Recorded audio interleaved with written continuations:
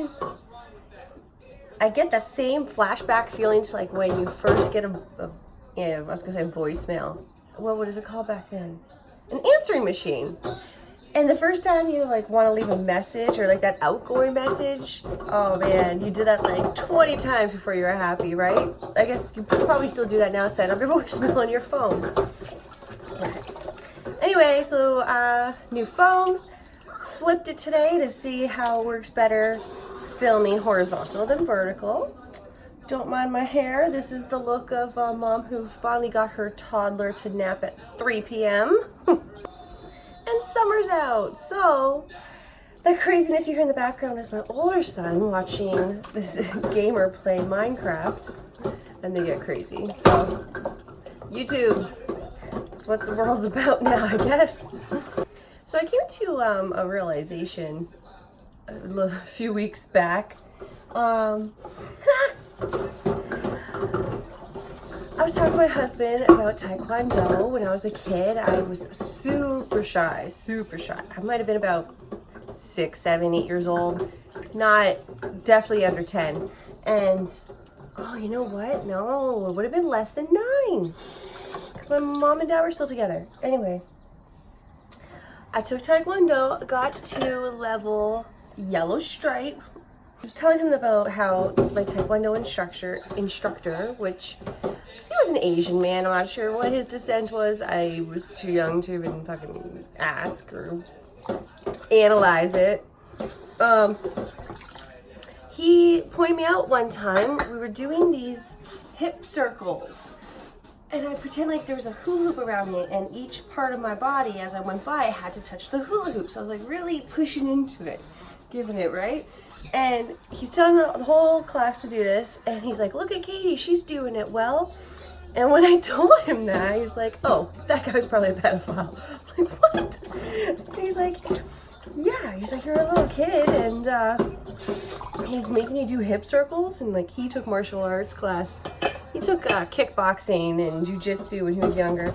And he's like, they don't ask you to do that, which I don't know if it's legit or not, but I'm like, now that I think of it, when I wanted to quit, he did come and tell my dad that I was very good, so maybe he was just trying to talk my dad into keeping me in the class. That's a bit fucky. So, yeah. Near miss?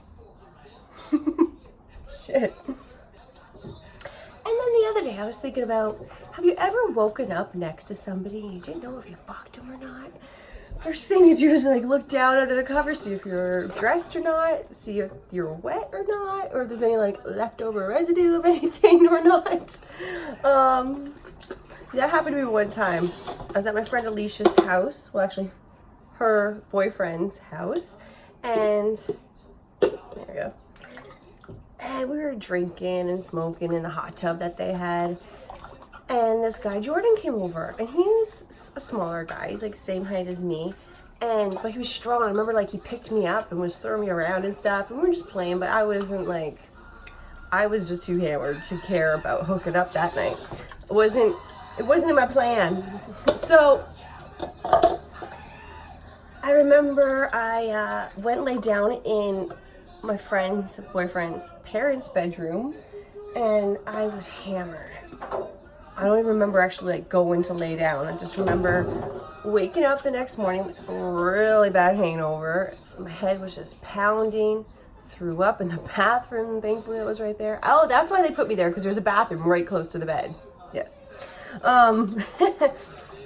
That's how you take care of your friends. But then, I realized when I came back to bed from throwing up in the morning that this dude Jordan was in bed with me. I was like, what the fuck? But no, we didn't do anything. I think maybe he was just lonely and he wanted to sleep with next to somebody. I thought it was actually kind of sweet. I didn't feel threatened or anything. Maybe if he was like a much bigger guy, I would have felt threatened. But even though, like I said, I checked for the signs, nothing happened. I don't know if I talked to him about it. I should have. Watch, I think nothing happened this whole time. He's like, oh yeah, you're into sex. I'm like, well, that brings my count up a notch, doesn't it? But fuck, man, I'm not the type to go back 10 plus years to blame somebody about some sexual activity which I clearly was involved in myself. ain't nobody got time for that. Well, apparently lots of people got time for that. So the other day, I'm in the grocery store and I'm getting Logan to help put stuff in the cart. Because, you know, you gotta keep those boys feeling hopeful. So I'm like, can you grab a jar of mayo from down there? And he was like down and in back a bit there. So he reaches in, gets the mayo mayonnaise out, and he just screams at the top of his lungs, I love mayo! And this old man was walking by as he did this, and he just looked shocked a little bit that this kid's screaming. And he just gives him thumbs up like, yeah, good job, buddy. And I thought that was cute. So now whenever I have mayo, I love mayo! Oh yeah, so going back to that story, when I woke up next to Jordan, fast forward to later that day, it was Father's Day, and my sister and I planned to take my dad on the Maid of the Mist in Niagara Falls. So I'm driving, my dad's driving, I'm in the passenger seat, and we're driving to the falls from Dunnville, which is like an hour drive. And we don't even get out of our town yet, and Dad had to pull over so I could throw up on the side of the road. That probably was one of the most embarrassing times I ever had to throw up, because my dad had to stop the car and let me get out and hurl. But he laughed about it. So he didn't know I was smoking that night, but yeah, I told him I was drinking in a hot tub. I was like, yep, that'll do it. And it really does make a difference. Oh man, that heat pushing the blood up to your head. Oh man. So anyway, we did Maid of the Mist the following week. So we're about to move soon to Fergus, Ontario. So my life right now consists of packing, cleaning, feeding these two kids, cleaning up after them, packing some more, and trying to find time to do these videos. Because mommy needs an outlet. But I am excited for the move because we're going to be closer to Guelph.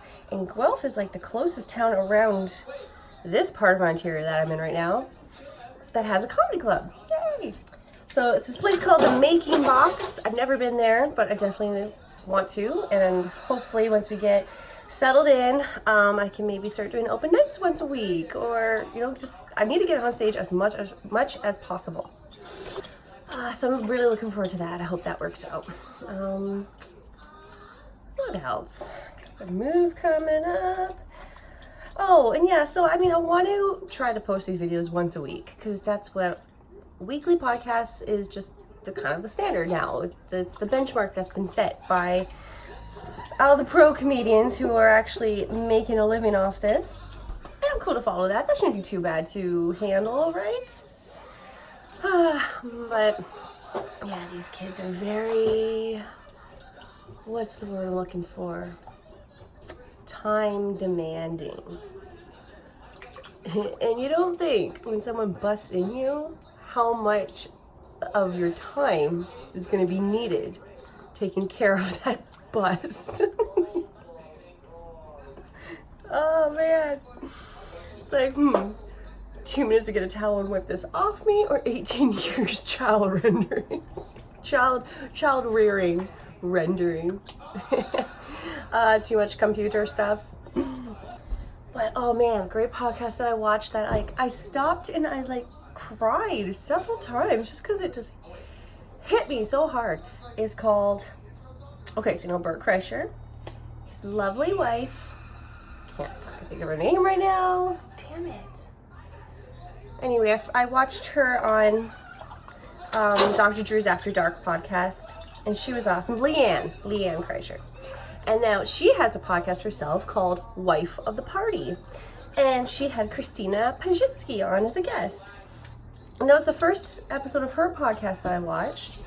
And it was so good. Oh, anyone who, I mean, it focuses more on women and moms, and just because that's what they are. And it's talking about how they're balancing life and career, and like LeeAnn used to be a writer and Christina does stand up, and I'm both. I was a writer. I tried to write as much as I can. It was fucking hard getting time to do that and the inspiration to do that. And I also, of course, want to do stand-up comedy. But I don't want to leave my family at home to go do that. So it's like, I'm just in this weird position in my life where, okay, I finally found out what I want to do, but I already created priorities that take over my wants. For now. They're still young. And I do want to show them to, reach for those goals and reach for your dreams that you want. Because, sorry, I can't afford to have a nanny come and raise my kids so I can go do what I want to do for a job. Life is fucky sometimes.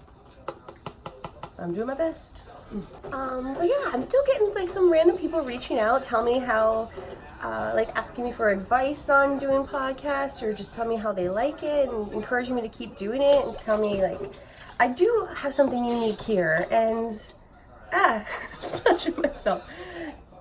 And I think I've always felt that and known that, but now I'm really trying to hone that. I'm gonna angle this a bit more so you don't see my little one there. I'd rather you see my mess than my kids.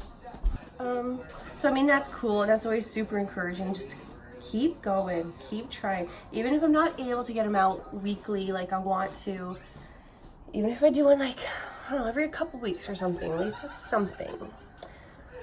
So yeah, these are the things I tell myself to keep my mind in check.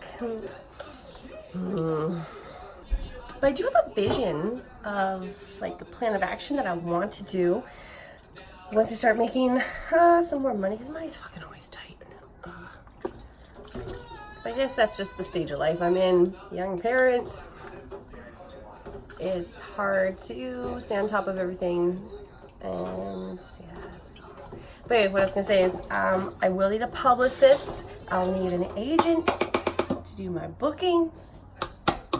A publicist, someone to help host and promote all my podcasts and get them posted on other platforms besides just YouTube. I think that's important too. I need to start expanding off of YouTube and onto other platforms. So what else is there? Fuck, I gotta really look into that.